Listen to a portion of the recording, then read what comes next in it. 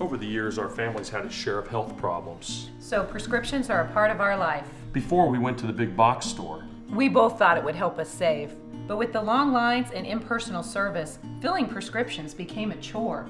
That's when a friend recommended D&H. Now Tristan knows our prescriptions. Brenda always helps us find the right vitamins. And after Dad's fall, Monica's been a real expert with all our home medical needs. All without the lines. Trust and service. That's our D&H.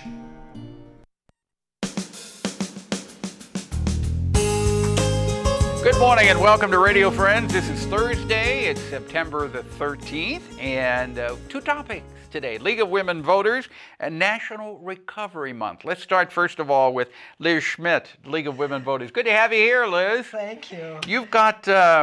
we'll need recovery after the election. Yeah, who owns the election? That's the topic of one of your programs, right? Yes, we're going to have this. We're going to have it down at the County Commission office, Roger B. Wilson building, and people have to come in off of Ash Street because, believe it or not, I heard they are doing away with back-end parking. Oh. But that's another topic for another day. Okay, so this is Tuesday, September the 18th. That's right.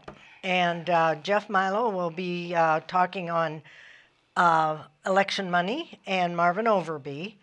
Both of them are with the University of Missouri. And I think it'll be a very interesting because the last time we did this, everybody said, oh, it wasn't going to matter how much money poured into the elections. But guess what? It does. It does, yeah. So I think this will be a very interesting program. And are they going to deal with the money that's coming into the election where the donors are not identified? Yes. That's the big problem, is the non-identification of the donors. They always have said you can find out who pays, but if you can't find out who pays and you don't know where this money comes from, and it's run through these PACs, political action committees, and it is legal to do that now because it's not illegal. But if you only knew who was putting the money in, it would help quite a bit. It is not illegal, but is it moral? Yeah, that's the question. That's what we'll find out from the political science and social science. So it's called Who Owns the Election. It'll be at the Roger B. Wilson building. Okay, September the 18th at 7 o'clock, and everybody's invited, sponsored by the League of Women Voters. Yes, we'll have cookies at 6:30. Cookies, okay. One other thing I wanted to mention is, along with the election season, we will have two forums at the library. Okay. One is October 4th, and one is October 9th. And what will be the topics of the forum? The first one, we have state legislative districts and the Senate district.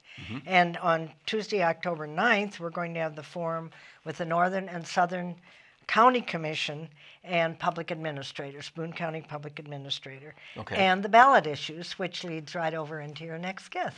Okay, the ballot issues, which will what? One of them is the mental health, kids matter, and the cigarette tax. Okay. The other two have been knocked off the ballot. Payday loans and minimum wage did not make it. Oh, the payday loans have been knocked off the ballot. They said they didn't have enough signatures, and the people carrying the petition said they wouldn't try to fight it.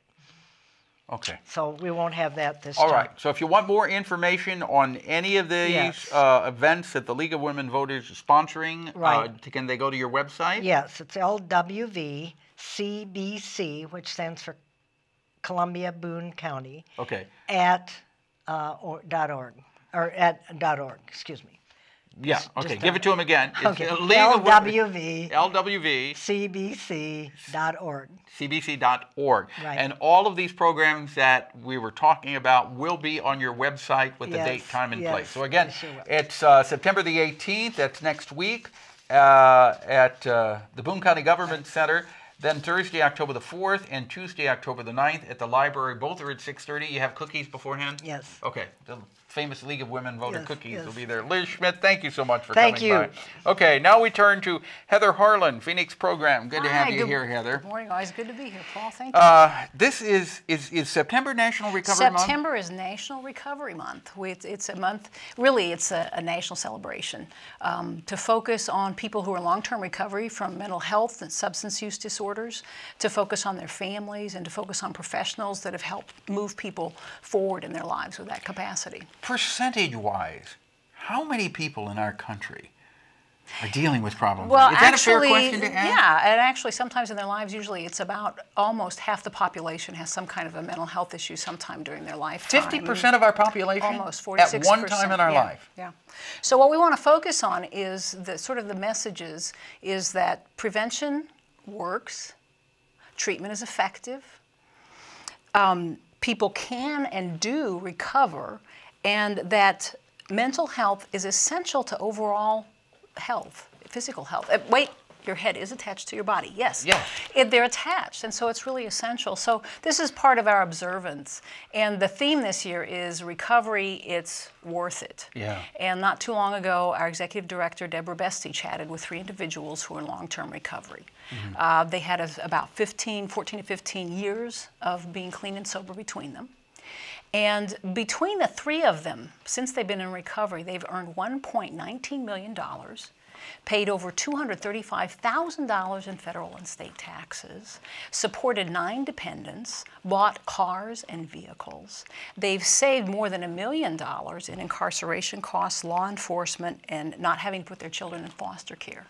So in terms of the money they have contributed back to the community and what they have saved us on a community and state level, it's phenomenal. So we say recovery is worth it. And that's just from a dollars and cents standpoint. Of course it is. The other thing we want folks to know is that in honor of National Recovery Month, we're having a car wash. That's tomorrow. Tomorrow on Friday, September 14th, 3:30 to 5:30 at Phoenix Programs, which is out 90 East Leslie Lane, which is a couple blocks north of Interstate 70 on Providence. Okay, there. so all the money that comes in for this car wash goes to Phoenix Programs. Yeah. Some of our individuals who might. So the car wash, how much does it cost? It's going to be free. Donations accepted, of course. But one of those free ones. So the car wash is free. Yeah. But you are strongly encouraged to make some kind of donation. But you know, if folks we just really want folks to come out and join us and celebrate. If they haven't had a tour of our building, if they just want to meet us and know more about who we are and what we do,